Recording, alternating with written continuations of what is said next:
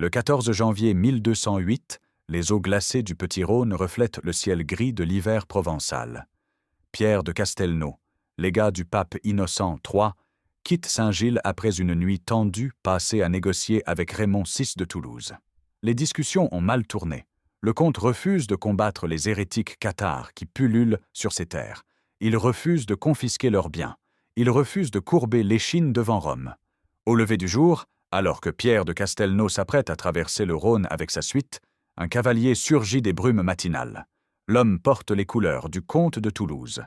Sans un mot, il lance son cheval au galop et plonge sa lance dans le dos du légat pontifical.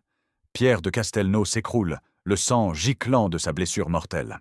Avant de rendre son dernier souffle, il trouve encore la force de pardonner à son assassin et de confier son âme à Dieu.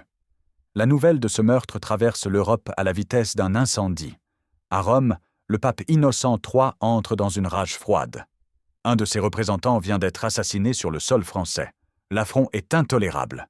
Le 10 mars 1208, quelques semaines seulement après le meurtre, Innocent III rédige une bulle papale qui changera le destin du Languedoc pour toujours. Pour la première fois dans l'histoire de la chrétienté, le pape appelle à une croisade non pas contre les musulmans de Terre Sainte, mais contre des chrétiens sur le sol européen. Pour comprendre la haine que leur voue l'Église catholique, il faut saisir à quel point leur vision du monde bouleverse l'ordre établi. Les cathares se nomment eux-mêmes les bons hommes et les bonnes femmes. Ils se considèrent comme les véritables héritiers du message du Christ, les seuls à suivre l'enseignement des apôtres dans toute sa pureté. Leurs croyances fondamentales déchirent le voile de l'hypocrisie catholique. Ils affirment que le monde matériel n'a pas été créé par Dieu, mais par le diable. Tout ce qui est visible, palpable, corruptible est l'œuvre de Satan. Les corps humains sont des prisons pour les âmes célestes tombées du ciel. La vraie création de Dieu se situe ailleurs, dans un monde spirituel invisible et éternel. Cette vision dualiste oppose radicalement deux principes, le bien absolu incarné par Dieu et le mal incarné par la matière. Les conséquences de cette croyance explosent comme autant de bombes sous les fondations de l'Église romaine. Si le monde matériel est l'œuvre du diable, alors les églises de pierre, les cathédrales somptueuses, les ornements dorés, les reliques enchâssées dans l'or ne sont que des pièges tendus par Satan. Les cathares prient dans les granges, les forêts, les maisons ordinaires. Une simple nappe blanche sur une table leur suffit comme autel. Si la chair est mauvaise, alors Jésus ne peut avoir eu un corps de chair. Les cathares affirment que le Christ était un pur esprit, une apparition divine venue apporter la parole. Il n'est jamais né d'une femme, n'a jamais souffert physiquement sur la croix, n'est jamais mort. La crucifixion n'était qu'une illusion. Marie n'est pas la mère de Dieu, juste un symbole de l'Église céleste. Cette négation du sacrifice du Christ frappe au cœur même de la théologie catholique. Pire encore, les cathares rejettent tous les sacrements de l'Église. Le baptême des nouveau-nés est inutile puisque les bébés ne peuvent comprendre leur engagement. L'Eucharistie est une farce puisque le pain et le vin ne peuvent contenir le divin. Le mariage est une chaîne qui enchaîne les âmes à la reproduction charnelle. Ils n'ont qu'un seul sacrement, le consolamentum, une imposition des mains qui libère l'âme et lui permet de retrouver le royaume céleste. Les parfaits, ceux qui ont reçu le consolamentum, vivent selon des règles d'une austérité extrême. Ils ne mangent aucune chair animale car les bêtes, comme les hommes, possèdent des âmes célestes emprisonnées. Tuer un poulet est aussi grave que tuer un homme. Ils refusent tout contact sexuel, car engendrer des enfants revient à fabriquer de nouvelles prisons de chair pour des âmes célestes. Ils ne mentent jamais, ne jurent jamais, ne possèdent rien. Ils marchent pieds nus sur les routes poussiéreuses du Languedoc, prêchant leur message de pureté absolue. Cette ascèse contraste violemment avec la richesse obscène du clergé catholique. Les évêques vivent dans des palais. Les abbés accumulent terres et serres. Les prêtres vendent les sacrements aux plus offrants. Beaucoup ont des concubines. La corruption gangrène l'Église. Face à cette décadence, la simplicité des bons hommes attire les foules. Au début du XIIIe siècle, le catharisme s'est solidement implanté dans tout le Languedoc. 6 évêchés cathares se partagent le territoire, de Toulouse à Albi, de Carcassonne aux Pyrénées. des milliers de croyants assistent aux prêches des parfaits. Mais surtout, et c'est ce qui terrifie Rome, l'hérésie a contaminé la noblesse. Les comtes, vicomtes et barons du Midi protègent ouvertement les cathares. Leurs épouses, leurs sœurs, leurs filles deviennent parfaites. Les châteaux abritent des communautés entières de bonshommes. Raymond VI de Toulouse, le seigneur le plus puissant du Languedoc, tolère l'hérésie sur ses terres. Non pas qu'il soit lui-même cathare, mais la région qu'il gouverne respire un air de liberté que le Nord ne connaît pas. Ici, les villes ont leurs chartes, les bourgeois gèrent leurs affaires, les troubadours chantent l'amour courtois. Une civilisation raffinée s'est épanouie sous le soleil méditerranéen, bien plus avancée culturellement que le royaume de France du Nord. Pour Innocent III, cette hérésie n'est plus seulement un problème religieux. C'est une menace existentielle pour l'Église catholique. Si le catharisme continue de se répandre, c'est toute l'autorité de Rome qui s'effondrera. Il faut agir, et agir vite. L'appel à la croisade du pape offre des conditions exceptionnelles aux volontaires. Tous les péchés seront pardonnés. Les dettes seront suspendues. Les terres des hérétiques reviendront à ceux qui les conquièrent.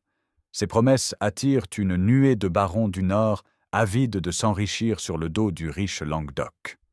Au printemps 1209, les croisés se rassemblent à Lyon.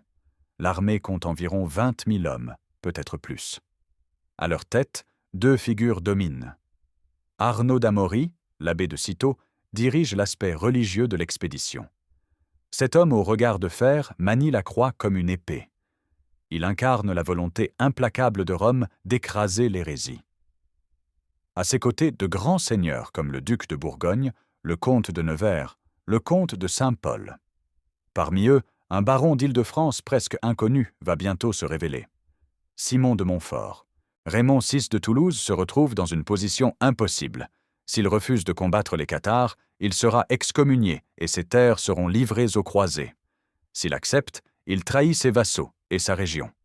Après des négociations tendues, il choisit l'humiliation plutôt que la destruction. Le 18 juin 1209, à Saint-Gilles, devant la foule rassemblée, Raymond VI se dénude jusqu'à la ceinture. Des prêtres le fouettent avec des verges pendant qu'il marche pieds nus jusqu'au tombeau de Pierre de Castelnau. Il jure de combattre les hérétiques et prend la croix. En rejoignant les croisés, il espère sauver son comté. Mais les croisés cherchent la guerre, pas la réconciliation. Raymond VI ayant fait amende honorable, il se tourne vers une autre proie, Raymond Roger Trencavel, le jeune vicomte de Béziers, Carcassonne et Albi. À peine 24 ans, ce seigneur gouverne des villes riches où les cathares vivent ouvertement. Lorsque l'armée croisée approche de Montpellier, Trencavel demande une entrevue avec Arnaud d'Amaury. Il proteste de sa fidélité à l'Église, offre de négocier. Le légat du pape lui répond avec une froideur glaciale. Soumission totale ou destruction. Il n'y a pas de compromis possible. Trencavel retourne à Béziers en toute hâte. La ville doit se préparer au siège. Les remparts sont solides, les réserves de vivres s'accumulent. Le jeune vicomte sait que les croisés ne doivent servir que 40 jours. Si Béziers tient bon pendant cette période, l'armée se dispersera.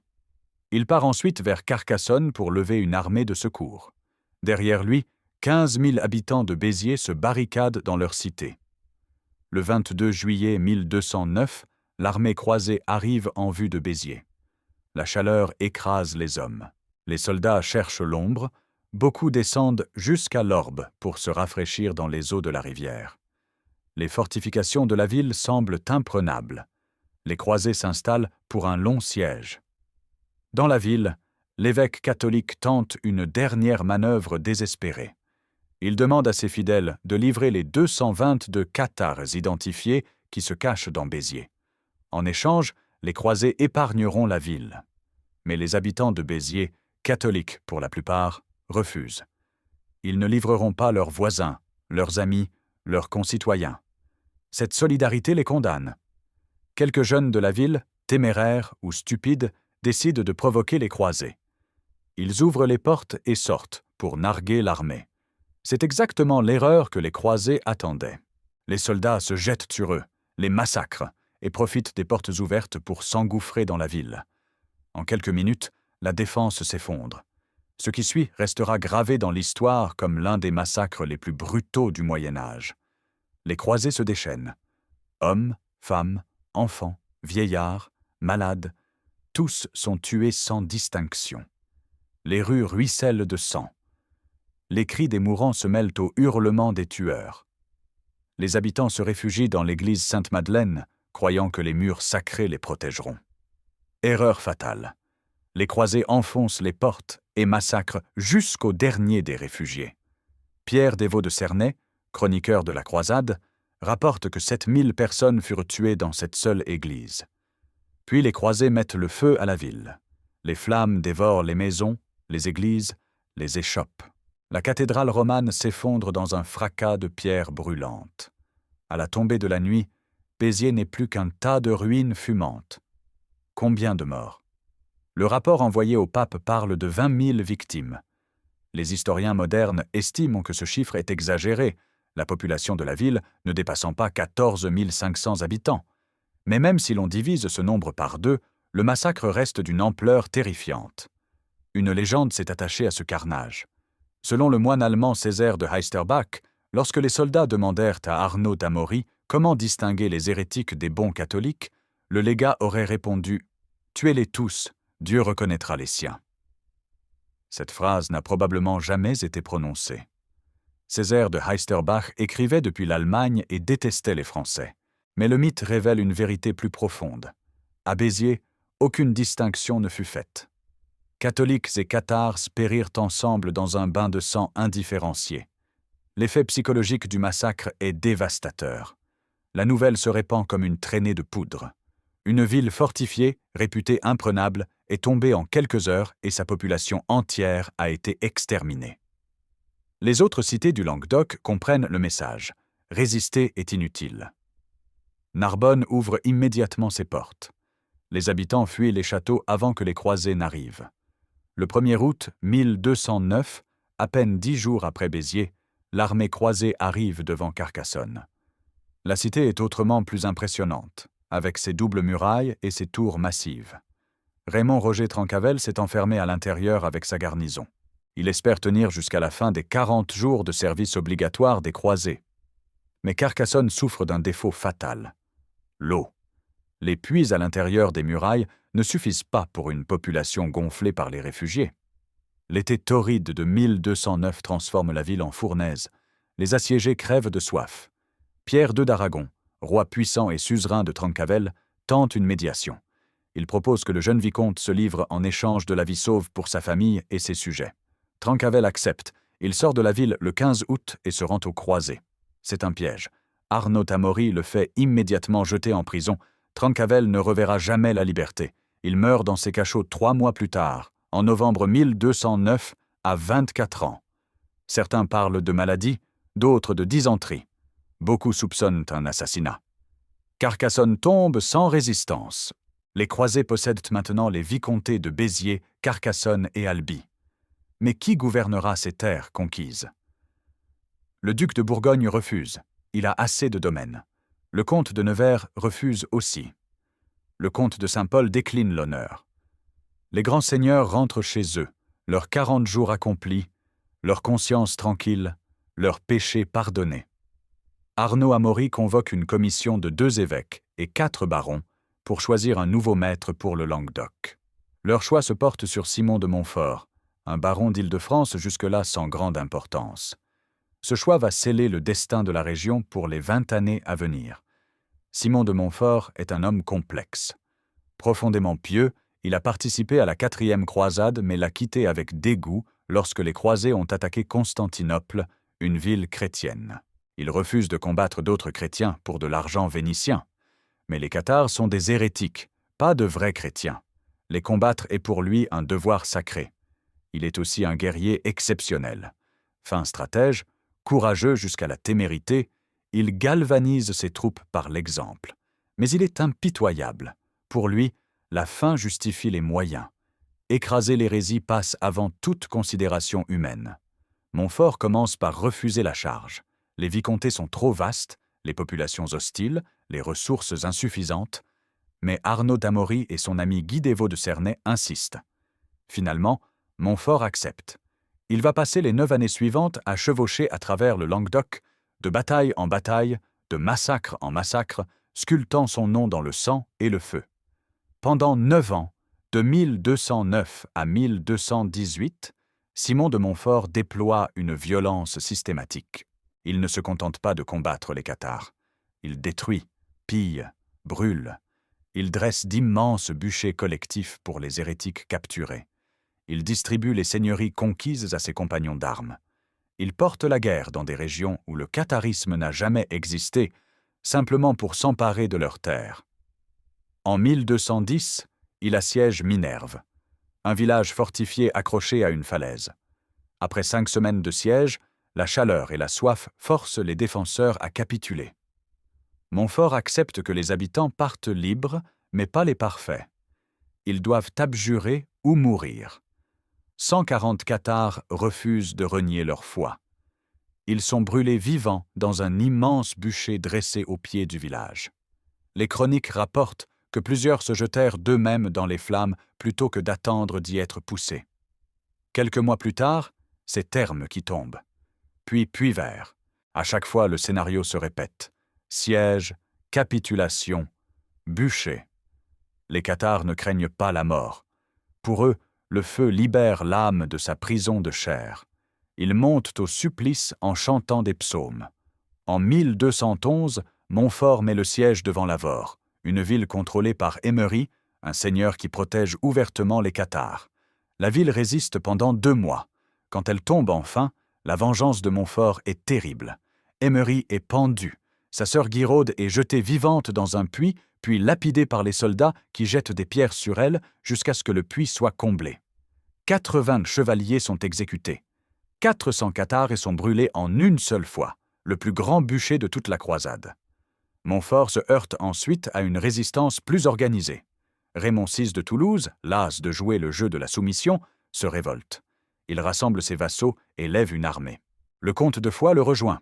Ensemble, ils affrontent Montfort à Castelnaudary en septembre 1211. La bataille est confuse, indécise. Montfort évite de justesse la défaite, mais ne peut exploiter sa victoire. Les seigneurs occitans ont montré qu'ils pouvaient lui tenir tête. La situation devient politique. Pierre II d'Aragon, roi puissant et suzerain de plusieurs seigneurs languedociens, décide d'intervenir. Il ne peut tolérer que la croisade menace ses vassaux et son influence dans la région.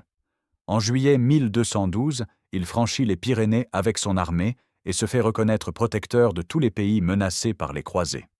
Le 12 septembre 1213, dans la plaine de Muret près de Toulouse, se joue la bataille décisive de la croisade. D'un côté, Pierre II d'Aragon commande une armée imposante. Ses chevaliers catalans et aragonais, renforcés par les troupes du comte de Toulouse, du comte de Comminges et du comte de Foix. Peut-être 4000 combattants, dont une cavalerie lourde redoutable. Face à eux, Simon de Montfort n'aligne que 900 chevaliers. L'infériorité numérique est écrasante. Mais Montfort est un génie tactique. Il connaît la faiblesse de ses adversaires. Leurs chefs ne coordonnent pas leurs mouvements. Chacun commande ses propres troupes sans plan d'ensemble. Montfort, lui, dispose ses hommes en 3 lignes compactes. L'ordre est simple, chargez tous ensemble, au même moment, avec une violence maximum. La bataille commence mal pour les croisés. Les Catalans enfoncent leurs lignes. Mais Montfort garde son sang-froid. Il repère la bannière du roi d'Aragon et fonce droit dessus. La mêlée devient brutale, confuse, sanglante. Les chevaliers français frappent avec une rage désespérée. Soudain, le roi Pierre II tombe de cheval, transpercé par plusieurs lances. Sa mort crée un moment de panique dans les rangs aragonais. Montfort exploite immédiatement la confusion. Ces 3 lignes chargent ensemble, exactement comme prévu, et balayent l'armée aragonaise. Les Catalans fuient en désordre. Raymond VI et ses alliés n'ont même pas le temps d'engager leurs troupes. Ils doivent battre en retraite sous peine d'être encerclés. La victoire de Muret est un désastre pour le Languedoc. Le roi d'Aragon est mort. L'armée la plus puissante de la région a été mise en déroute. Plus rien ne s'oppose désormais à Montfort. Le pape, enhardi par ce triomphe, déchoit Raymond VI de ses titres et de ses terres. Le comte de Toulouse se retrouve seigneur sans seigneurie. Montfort s'empare méthodiquement du Languedoc. Il conquiert le Quercy, l'Albigeois, l'Agenais, le Rouergue. Il pousse même jusqu'en Provence, en Comminges, en Bigorre, en Béarn, des régions où il n'y a jamais eu de cathares. La croisade n'est plus qu'un prétexte. C'est devenu une guerre de conquête pure et simple. En novembre 1215, le concile de Latran, réuni à Rome sous l'égide d'Innocent III, confirme officiellement Simon de Montfort comme comte de Toulouse et seigneur de tout le Languedoc conquis. Le baron d'Île-de-France est devenu l'un des plus puissants seigneurs du Midi. Mais sa victoire est fragile. Les populations occitanes le haïssent. Il règne par la terreur, mais sans légitimité. En avril 1216, Raymond VI et son fils Raymond VII, réfugiés en Angleterre, débarquent à Marseille. La nouvelle de leur retour déclenche une vague d'enthousiasme. Les seigneurs occitans dépossédés, les fédis comme on les appelle, affluent pour rejoindre leur bannière. Raymond VII, jeune homme de 19 ans, assiège Beaucaire avec une petite armée et s'empare de la ville malgré les renforts envoyés par Montfort. Le succès de Beaucaire montre la voie. Les méridionaux peuvent l'emporter s'ils refusent la bataille rangée et s'appuient sur la guérilla. Raymond VII traverse le Rhône et fait une entrée triomphale à Toulouse en septembre 1217. La population explose de joie. Les Toulousains chassent la garnison de Montfort et barricadent leur ville. Simon de Montfort, qui se trouve dans la vallée du Rhône, revient à marche forcée. Il arrive devant Toulouse et lance immédiatement l'assaut. Mais cette fois, les Toulousains se battent comme des lions. Ils repoussent toutes les attaques. Montfort installe le siège. Pendant des mois, les combats font rage autour des remparts. Les habitants sortent pour harceler les assiégeants. Les croisés construisent des tours de siège et des pierrières pour bombarder la ville. Le 25 juin 1218, alors que Montfort revient de la messe et enfile son casque pour monter au combat, une pierrière manœuvrée par des femmes sur les remparts lance une pierre massive. Le projectile traverse l'air en sifflant et frappe Montfort en pleine tête. Le casque explose. Le crâne se brise. Simon de Montfort s'effondre, mort sur le coup. Sa disparition décapite la croisade. Son fils Amaury de Montfort tente de prendre la relève, mais il n'a ni le génie militaire ni l'autorité de son père. Les seigneurs occitans reprennent progressivement leurs terres.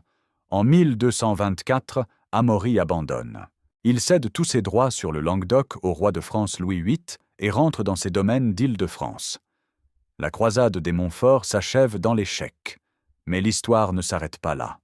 Le roi de France a observé la situation avec attention. La croisade a affaibli les seigneurs occitans, tué le roi d'Aragon, créé le chaos. C'est le moment idéal pour étendre le domaine royal jusqu'à la Méditerranée. En 1226, Louis VIII prend la croix et descend sur le Languedoc à la tête d'une armée royale massive. Cette fois, ce n'est plus une bande de barons aventuriers, c'est la puissance organisée de la monarchie capétienne. Les villes capitulent les unes après les autres. Avignon résiste et est prise d'assaut. Le roi fait pendre et massacrer pour l'exemple. Louis VIII meurt en novembre 1226 sur le chemin du retour, mais son épouse Blanche de Castille poursuit la guerre avec une détermination de fer. Elle agit comme régente pour son fils Louis IX, le futur Saint-Louis, encore enfant. En 1229, Raymond VII, épuisé par 20 ans de guerre, accepte de négocier. Le traité de Paris, signé le 12 avril 1229, humilie le comte de Toulouse. Il doit se soumettre totalement au roi de France. Il perd la moitié de ses terres. Sa fille unique épousera Alphonse de Poitiers, frère de Louis le Saint, et à leur mort sans héritier, le comté de Toulouse reviendra à la couronne. Raymond VII doit livrer les forteresses cathares. Il doit combattre activement l'hérésie. Il devient un vassal obéissant. La croisade militaire est terminée. Le Languedoc est annexé. Mais les cathares survivent encore. Ils se cachent dans les villages reculés des Pyrénées. Ils célèbrent leurs rites en secret. Leur dernier bastion est Montségur. Perché sur un piton rocheux à 1207 mètres d'altitude, dominant les forêts de l'actuel Ariège, Montségur est un site extraordinaire. En 1204, l'évêque cathare de Mirepoix avait demandé au seigneur local Raymond de Péreille de reconstruire le castrum en ruine. Avec les conquêtes de Montfort, Montségur devient le refuge de la hiérarchie cathare. Bons hommes, bonnes femmes, évêques, diacres, tous les dignitaires survivants s'y rassemblent. Autour du château, un véritable village cathare se développe. En 1232, Montségur devient officiellement le siège de l'église cathare, sa capitale spirituelle. 500 à 600 personnes vivent sur le Pog, religieux, civils, hommes d'armes. Les ruines d'habitations visibles aujourd'hui témoignent encore de cette communauté. Les parfaits prêchent, baptisent, consolent les mourants. Les chevaliers faidis protègent la forteresse. Les sympathisants ravitaillent le site en bravant les dangers de la montagne. Pendant des années, Louis IX laisse Montségur tranquille. Le roi n'a aucune envie de perdre des hommes dans l'assaut d'une position aussi forte. Mais dans la nuit du 28 au 29 mai 1242, des événements changent la donne. Une soixantaine d'hommes issus de la garnison de Montségur descendent du château et chevauchent jusqu'à Avignonnet, près de Castelnaudary. Les inquisiteurs Guillaume Arnaud et Étienne de Saint-Ibéry y ont fait halte pour la nuit. Les chevaliers défoncent la porte et massacrent les 11 inquisiteurs dans leur sommeil. C'est un acte de vengeance désespéré contre ces tribunaux ecclésiastiques qui traquent les derniers cathares. Le pape exige une réaction immédiate. En 1243, lors du concile de Béziers, les évêques et les barons décident d'en finir avec Montségur. L'archevêque de Narbonne et le sénéchal de Carcassonne rassemblent une armée de 6 000 hommes. Mais comment assiéger une forteresse perchée à plus de 1200 mètres sur un piton rocheux aux pentes vertigineuses? Le siège commence en mai 1243. Les assiégeants installent leur camp au pied de la montagne. Ils tentent de couper les voies de ravitaillement. Pendant des mois, rien ne bouge. Les défenseurs repoussent toutes les tentatives d'escalade. L'hiver arrive, transformant le site en enfer de glace et de vent. Les soldats royaux grelottent dans leurs tentes. Beaucoup désertent. Le siège semble voué à l'échec. Mais en décembre 1243, un basque nommé Ferrier se présente aux assiégeants. Il connaît un sentier secret qui monte jusqu'à une position proche de la forteresse. Par une nuit sans lune, il guide une équipe de grimpeurs basques jusqu'à un éperon rocheux. Ils installent une pierrière à cet emplacement stratégique. Au matin, quand les défenseurs découvrent la machine de guerre au-dessus d'eux, c'est la consternation. La pierrière pilonne désormais la barbacane orientale qui protège l'accès au château. Les assiégés se battent avec l'énergie du désespoir. Ils lancent plusieurs sorties nocturnes pour détruire la pierrière, mais les Basques la défendent avec acharnement. Les combats sont féroces. Le froid tue autant que les armes. En janvier 1244, les assiégeants réussissent à prendre la barbacane. La garnison se replie dans le château proprement dit. Mais la position n'est plus tenable. En février 1244, après 9 mois de siège, Pierre-Roger de Mirepoix, le chef militaire de Montségur, négocie une reddition. Les termes sont relativement cléments pour l'époque. Les soldats et les civils pourront partir libres avec leurs biens. Les parfaits auront également la vie sauve s'ils abjurent leur foi. S'ils refusent, ils seront brûlés. Pierre-Roger obtient une trêve de 15 jours avant la reddition effective. Officiellement, c'est pour préparer le départ. Mais pendant ces 2 semaines, les parfaits accomplissent leur dernier rituel.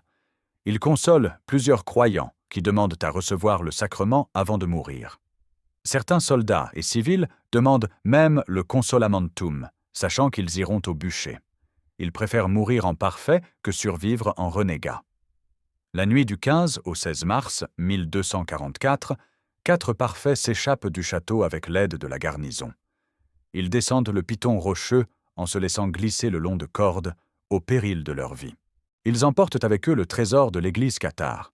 Personne ne sait exactement ce qu'était ce trésor. De l'argent? Des manuscrits sacrés?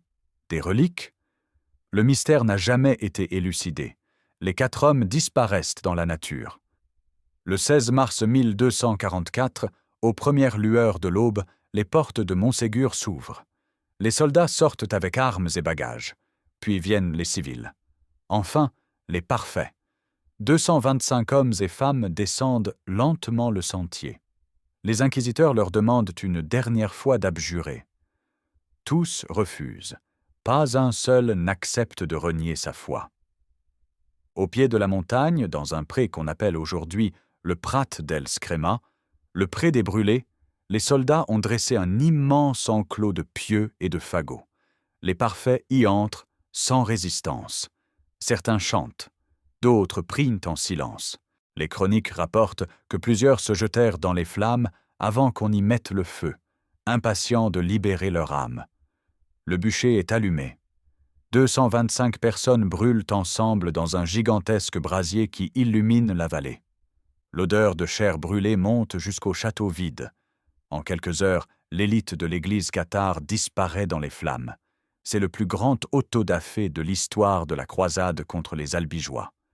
Montségur est tombé, mais le catharisme survit encore dans la clandestinité.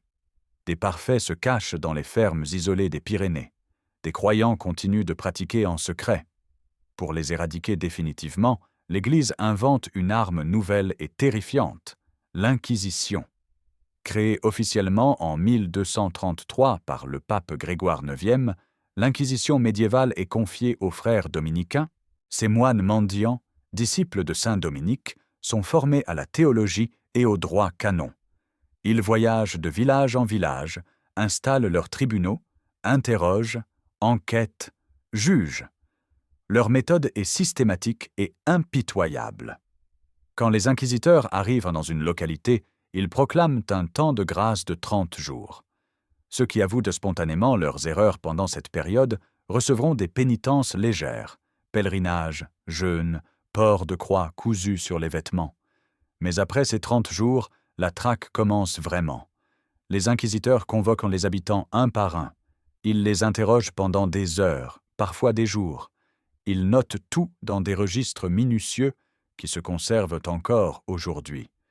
Ils posent des questions pièges. Ils comparent les témoignages. Ils cherchent des contradictions. La moindre incohérence devient une preuve de culpabilité. L'accusé n'a pas d'avocat. Il ne connaît pas l'identité de ses accusateurs. Les témoins à décharge sont rarement entendus. L'inquisiteur est à la fois enquêteur, procureur et juge. Si l'accusé avoue, il peut recevoir une pénitence et être libéré. S'il nie malgré les preuves, il est considéré comme hérétique obstiné et livré aux bras séculiers, c'est-à-dire aux autorités civiles, pour être brûlé vif. La torture est autorisée à partir de 1252 par la bulle Ad Extirpanda du pape Innocent IV. Les inquisiteurs peuvent employer la question pour faire avouer les suspects récalcitrants. En théorie, la torture est limitée et ne doit pas causer de mutilation ni de danger de mort. En pratique, les excès sont fréquents. Le plus célèbre des inquisiteurs s'appelle Bernard Guy. Entre 1307 et 1323, il préside le tribunal de Toulouse. Son manuel, la Practica Inquisitionis Heretis Pravitatis, devient la référence de tous les inquisiteurs. Guy y explique comment reconnaître un hérétique, comment l'interroger, comment interpréter ses réponses. Il classe les suspects en catégories, les hérétiques convaincus, les suspects, les complices, les receleurs. Pour chaque catégorie, il prescrit la peine appropriée. Bernard Guy prononce 930 sentences. La plupart sont des pénitences canoniques ou des peines de prison. 42 personnes sont livrées au bûcher. Ces exécutions se déroulent selon un rituel précis. L'hérétique est d'abord dégradé publiquement sur la place de la ville. On lui lit sa sentence. On lui arrache ses vêtements. Puis les sergents du roi le conduisent au lieu d'exécution, généralement hors les murs. Il est attaché à un poteau au milieu d'un tas de fagots. Le feu est allumé. La foule assiste au spectacle. Les registres de l'Inquisition sont des documents extraordinaires. Ils nous livrent les noms, les dates, les lieux, les aveux de milliers de personnes. Nous savons que Pierre Authier, un notaire de Ax-les-Thermes, redevient parfait en 1296 après avoir abjuré. Il prêche dans les montagnes pendant 15 ans avant d'être arrêté et brûlé en 1310. Nous savons que Guillemette Maury, une simple bergère, abrite des parfaits dans sa maison. Elle est condamnée en 1324. Ces registres révèlent aussi l'extraordinaire résilience du catharisme. 70 ans après Montségur, des communautés entières pratiquent encore la foi interdite. Dans le village de Montaillou, en Haute-Ariège, presque tous les habitants sont des croyants cathares. Ils célèbrent les rites en cachette. Ils protègent les parfaits itinérants. Ils mentent aux inquisiteurs avec un ensemble parfait. Mais l'étau se resserre. En 1321, l'évêque cathare Guillaume Bélibaste, le dernier dignitaire connu de l'Église cathare, est capturé en Catalogne grâce à un traître infiltré parmi les croyants. Il est ramené en France et brûlé à Villerouge-Termenès le 24 août 1321. Avec lui disparaît la hiérarchie cathare. Plus d'évêques, plus de diacres, plus d'organisation. Il ne reste que des croyants isolés et quelques parfaits cachés. Dans les années 1330, les dernières traces du catharisme s'effacent. Les vieux croyants meurent sans trouver de successeurs. Les jeunes générations ont grandi dans la peur de l'Inquisition. Elles se marient à l'Église catholique, baptisent leurs enfants, vont à confesse. Le catharisme devient un souvenir, puis un mythe, puis un silence. Combien de morts? Personne ne peut le dire avec certitude. À Béziers seul, entre 10 000 et 20 000 victimes. À Lavore, 480 exécutés en un jour. À Minerve, 140 brûlés. Des centaines d'autres massacres dans des villages dont les noms sont oubliés. Les bûchers de l'Inquisition brûlent pendant un siècle. Les historiens estiment qu'entre 200 000 et 1 million de personnes sont mortes pendant la croisade et sa répression sur une population totale du Languedoc d'environ 1,5 million d'habitants. Mais les chiffres ne disent pas tout. Ce qui disparaît avec les cathares, c'est toute une civilisation. Le Languedoc du XIIe siècle était la région la plus avancée d'Europe occidentale. Les villes occitanes possédaient des chartes qui garantissaient les libertés communales. Les bourgeois géraient leurs affaires sans ingérence seigneuriale. Les femmes héritaient, possédèrent des biens, dirigeaient des entreprises. Cette liberté contrastait avec le féodalisme rigide du Nord. La culture troubadour fleurissait dans les cours occitanes. Les poètes chantaient l'amour courtois dans une langue raffinée, l'occitan, qui n'avait rien à envier au latin des clercs. Guillaume IX d'Aquitaine, Geoffrey Rudel, Bernard de Ventadour créaient une littérature laïque qui influençait toute l'Europe. Cette culture célébrait la femme, exaltait les sentiments, valorisait l'individu.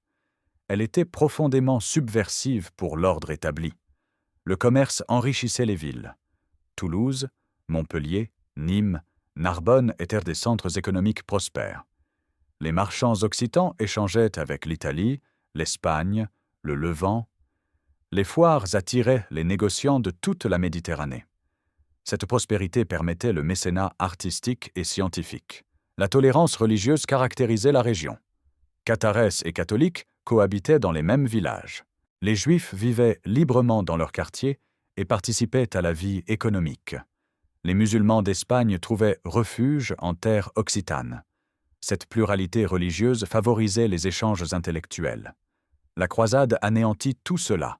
Les villes perdent leur charte. Le roi de France impose son administration. Les sénéchaux royaux remplacent les consuls élus. Le droit romain coutumier laisse place aux ordonnances royales. L'occitan recule devant le français. Les troubadours s'exilent en Italie ou en Espagne. La culture occitane se fossilise, devient nostalgique, puis s'éteint. L'économie s'effondre. Les guerres ruinent les campagnes. Les massacres déciment les populations. Les terres changent de main au profit de seigneurs nordiques qui ne connaissent rien à la région. Les circuits commerciaux sont brisés. Il faudra 2 siècles au Languedoc pour retrouver sa prospérité d'avant 1209. La tolérance disparaît. L'Inquisition règne par la terreur. La délation devient un devoir. Les voisins se surveillent. Les familles se déchirent. La peur s'installe pour des générations. Les Juifs sont progressivement expulsés. Les musulmans sont chassés. L'uniformité religieuse s'impose par la force. Derrière les justifications religieuses, 3 raisons expliquent cette violence. D'abord, les cathares menaçaient l'Église catholique dans ses fondements mêmes. En rejetant les sacrements, ils sapètent l'autorité du clergé. Un prêtre catholique tire sa légitimité de son pouvoir de consacrer l'Eucharistie, d'absoudre les péchés, de marier les fidèles. Si ces rituels n'ont aucune valeur, à quoi sert le prêtre? Les cathares prétendaient que chaque croyant pouvait accéder directement à Dieu, sans intermédiaire. Cette idée était révolutionnaire et dangereuse. Elle annonçait la réforme protestante de 3 siècles. L'Église catholique tirait aussi d'immenses revenus des sacrements. Les fidèles payaient pour les baptêmes, les mariages, les enterrements, les messes pour les morts. Les moines vendaient des indulgences qui rachetaient les péchés. Les évêques percevaient la dîme sur les récoltes. Si le catharisme se répandait, c'était toute cette économie qui s'effondrait. Rome ne pouvait tolérer une telle menace financière. Ensuite, le catharisme sapait l'ordre social féodal.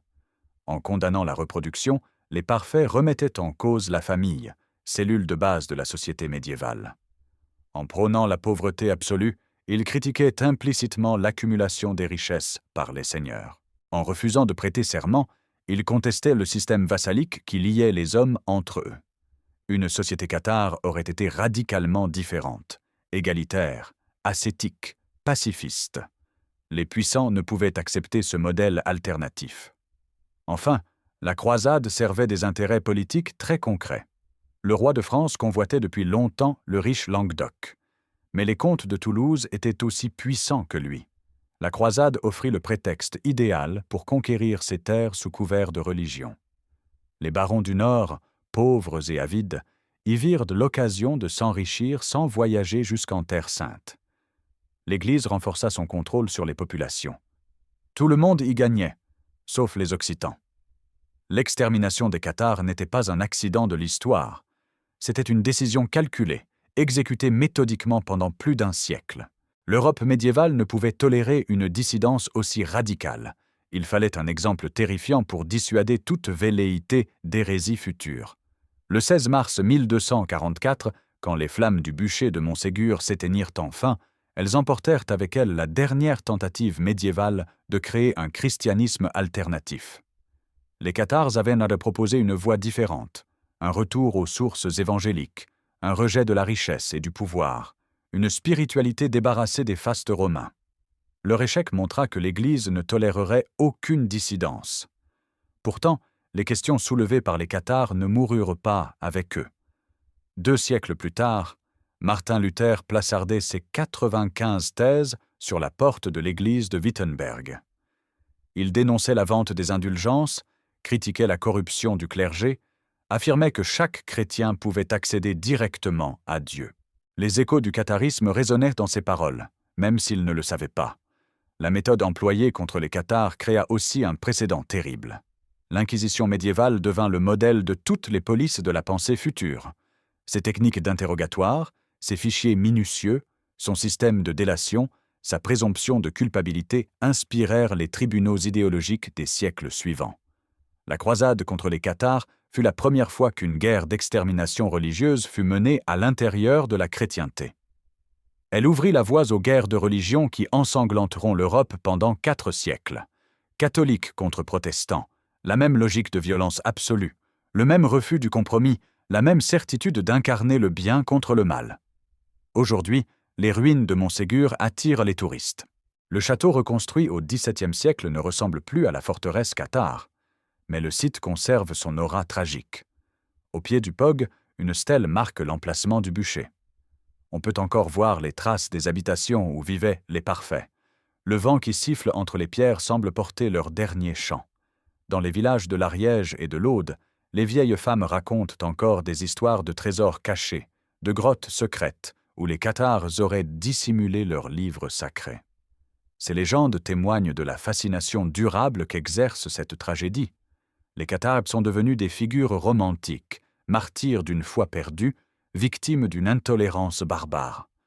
Mais au-delà du mythe, il faut se souvenir des faits. Entre 1209 et 1321, pendant plus d'1 siècle, une région entière fut mise à feu et à sang. Des dizaines de milliers de personnes furent massacrées, brûlées, torturées, dépossédées. Une culture fut détruite, une langue fut marginalisée, une civilisation fut anéantie, tout cela au nom de Dieu. Le 14 janvier 1208, quand Pierre de Castelnau fut assassiné sur les rives du Rhône, personne n'imaginait les conséquences de ce meurtre. Un coup de lance allait déclencher un siècle de violence. L'Europe avait décidé d'exterminer les cathares. Elle y parvint, mais le prix fut terrible. Le Languedoc ne s'en remit jamais vraiment. Aujourd'hui encore, 8 siècles plus tard, les cicatrices sont visibles dans le paysage, dans les mémoires, dans les silences. L'histoire des cathares pose une question qui résonne jusqu'à notre époque. Jusqu'où peut aller l'intolérance lorsqu'elle se pare des habits de la vérité absolue ? Quand une autorité, religieuse ou politique, s'arroge le droit de définir la seule pensée acceptable, le seul mode de vie légitime, la seule croyance permise, les massacres ne sont jamais loin. Les flammes de Montségur éclairent d'une lumière sinistre tous les bûchers que l'humanité allumera ensuite, jusqu'au camp d'extermination du XXe siècle. Les cathares voulaient sauver leur âme en se libérant de la matière corrompue. Ils moururent brûlés, leur corps transformé en cendres. Mais leur mémoire survécut, portée par les chroniques de leurs ennemis, les registres minutieux de leurs bourreaux, les ruines de leurs forteresses. Cette mémoire nous rappelle que la barbarie se cache souvent derrière les plus beaux idéaux et que la civilisation reste toujours fragile face à la certitude fanatique.